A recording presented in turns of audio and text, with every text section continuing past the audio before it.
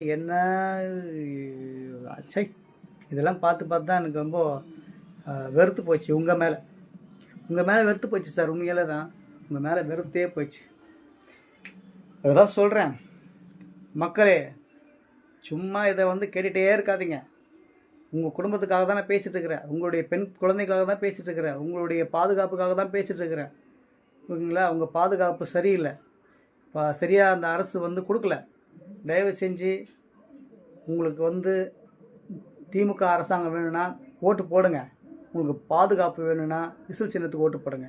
உங்களுக்கு இந்த மாதிரி இப்படி ஒரு ஆட்சி தான் வேணும்னா, அவரை தான் உங்களுக்கு பிடிச்சிருக்குன்னா, உங்களுக்கு 5000 பணம் வேணும்னா, இல்லை உங்கள் இலவசமாக அந்த 8000 கூப்பன் வேணும்னா, இல்லை எல்லா அந்த அரசோட சலுகை அத்தனை பேர் வேணும்னா ஓட்டு போடுங்க. என்ன ஒன்று, 10 லட்சம் கடன் 20 லட்சமாக ஆக போகுது, அவ்வளோதான். மற்றபடிலாம் ஒன்றுமே கிடையாது.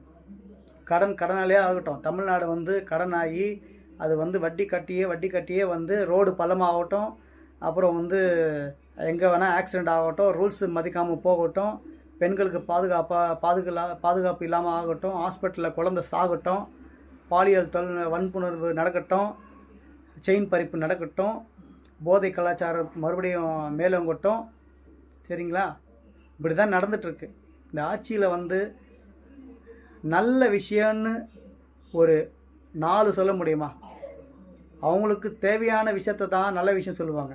ஆனால் அடிப்படை மிடில் கிளாஸ் குடும்பத்தில் இருக்கிறவங்க எந்த விஷயம் நல்ல விஷயமோ அவங்களுக்கு நடக்கிற மாதிரி தெரியல. மக்களுக்கும் அனைத்து குடும்ப பெண்களுக்கும் சரி, மக்களுக்கும் சரி நடந்துக்கிற மாதிரி தெரியல. இப்படி தான் நீங்கள் ஆட்சி பண்ணிகிட்ருக்கீங்க. கொஞ்சம் நீங்கள் மாற்றிக்குங்க சார். இந்த தடவை ஒரு வேளை அவர் வெற்றி பெற்றானா அவருக்கு ஒரு சான்ஸ் கொடுங்க. அவர் மேலே எப்போ பார்த்தாலும் டார்கெட் பண்ணாதீங்க. அவர் பண்ணிட்டு போட்டோம். அவர் நல்லது பண்ணாருன்னா கண்டினியூ பண்ண போகிறாரு. பண்ணலையா நீங்கள் கேள்வி கேளுங்க. அடுத்த ட்ரிப்பு நீங்கள் நல்லது பண்ணீங்க. நீங்கள் எவ்வளோ உழைப்பு போட்டீங்க? 10 வருஷமாக ஆட்சி அதிகாரத்தில் இல்லாத போது எவ்வளோ உழைப்பு போட்டிங்க நீங்கள்? உங்களுடைய உழைப்பு பார்த்து நான் உண்மையிலேயே மகிழ்ச்சி அடைஞ்சேன் சார். ஆச்சரியப்பட்டேன், இந்த வயசுலேயே இப்படி அந்த மனுஷன் உழைக்கிறாரு அப்படின்னு. அந்த உழைப்பு பார்த்து தான் சார் உங்களை நான் ஓட்டே போட்டேன். அந்த ஊழல் பேர் வழி அந்த கரூர் இருந்தால் யார், செந்தில் பாலாஜி, உங்கள் வாயில் தானே அவனை திட்டினீங்க. இப்படி ஒரு ஊழல் பேர் வழியை நான் பார்த்ததே இல்லைன்னு இப்படி திட்டினீங்களே.